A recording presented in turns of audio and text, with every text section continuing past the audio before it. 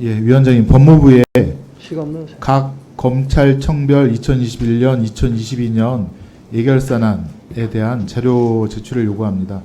이것이 이제 법무부 각 과에서 검찰청별로 집한 내역이 D브레인 시스템에 있는데 법무부가 요 예산 항목에 맞추어서 제출해 주셨으면 좋겠습니다.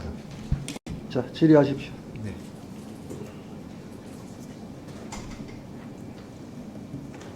시간 넣어요 빨리.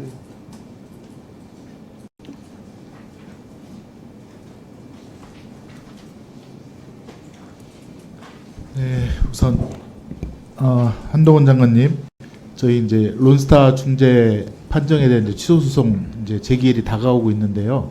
이 시한이 언제까지죠?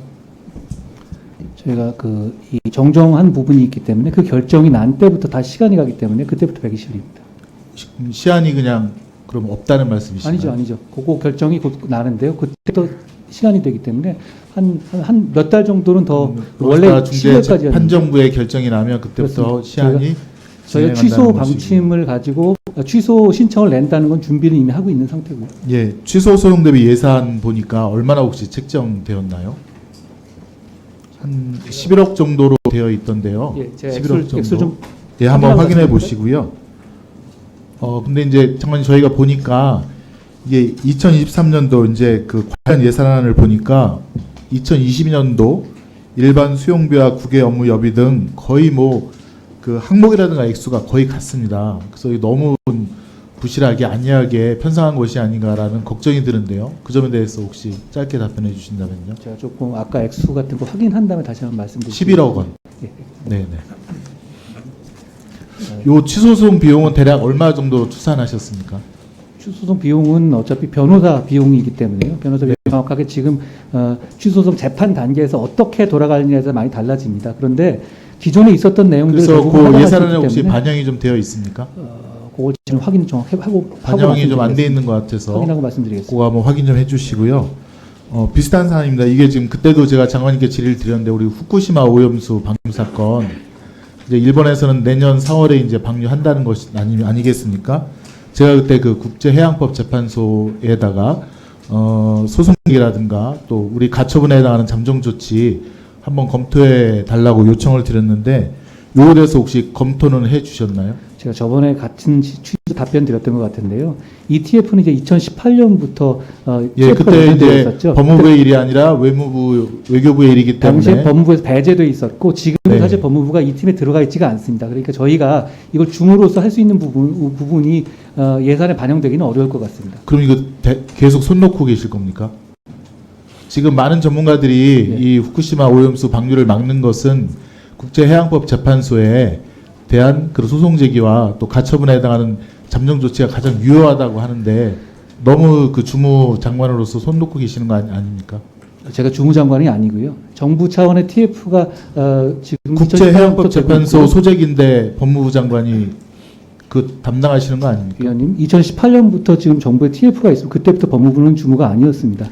자꾸 얘기하지만 이제 오염수를 방류한다고 하니까 아니 2018년부터 있었던 얘기였잖아요. 재판소에 이제 소제기를 할 때가 됐고 그것이 가장 유효적절하다고 전문가들이 말하는데 자꾸 법무장관께서는 그렇게 먼 산 남의 일 얘기하듯이 하시면 위원님, 그건 제가 안될것 법무장관이 된 지 5개월 됐지 않습니까? 그 전부터도 법무부는 왜 빠져 있었겠습니까? 정부 차원에서 대응이 충분히 이루어지고 그래서 있고요. 제가 첫 번째 질의 때는 장관께 뭐 이렇게 추모 안 하고 예. 이런 거에 대한 검토가 필요하다. 법무장관께서 적극적으로 나서 줘야 된다라고 그때 이렇게 요청드리지 않았습니까? 그래서 지금 예산안이 지금 나오고 있는 때니까 거기에 대해서 확실하게 내년 예산안이라든가 소송 비용을 갖다가 책정을 해 달라는 말씀 드리고요. 또 한 가지 여쭙겠습니다. 매년 벌금 확정액이 얼마인지 혹시 알고 계십니까? 벌금으로 확정이 되어서 나라가 징수해야 될 금액. 벌금이 내년이요?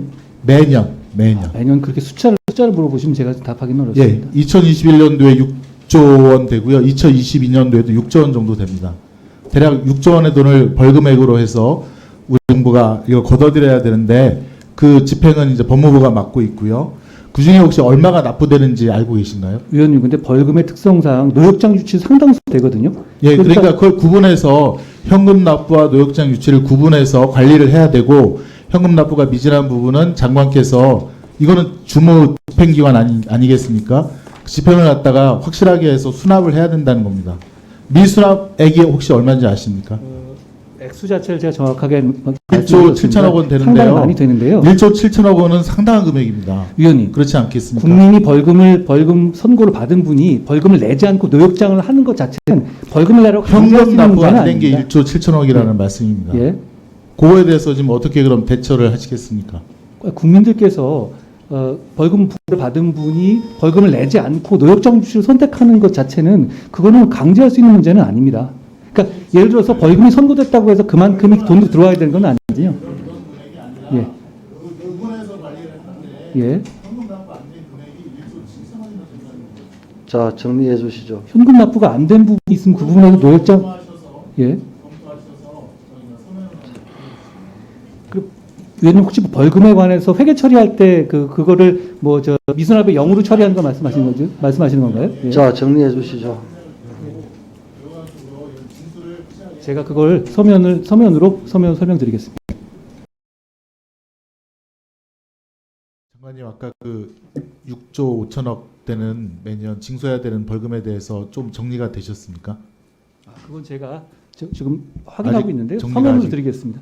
예. 현안 질의시니까. 예. 네, 보니까 이제 6조 5천억 징수를 해야 되는데 이제 법무부에서 낸 자료를 보더라도 1조 7천억 정도의 벌금이 이제 미징수되어 있는 것으로 되어 있고 또 벌금은 그 시효가 있지 않겠습니까? 시효에 의해서 매년 얼마가 소멸되는지 그에 대한 통계도 지금 안 잡혀져 있는 것 같아요. 그러면 이제 저희가 수사하고 재판하는 그 이유가 벌금형을 통해서라도 이제 뭐 일반 예방적이라든가 여러 가지 불법 수익의 환수라든가 효과를 기대하고 하는 걸 텐데 이것이 어떻게 정리가 되고 어떻게 끝맺음이 되면서 이렇게 되는지가 정확히 지금 그 예산안 통계도 안 나오고 세입에도 안 잡히고 그렇게 되기 때문에 그에 대해서는 꼭 한번 다시 살펴주시고 설명드리겠습니다. 서면으로 좀 보고를 해주시기 바라고요.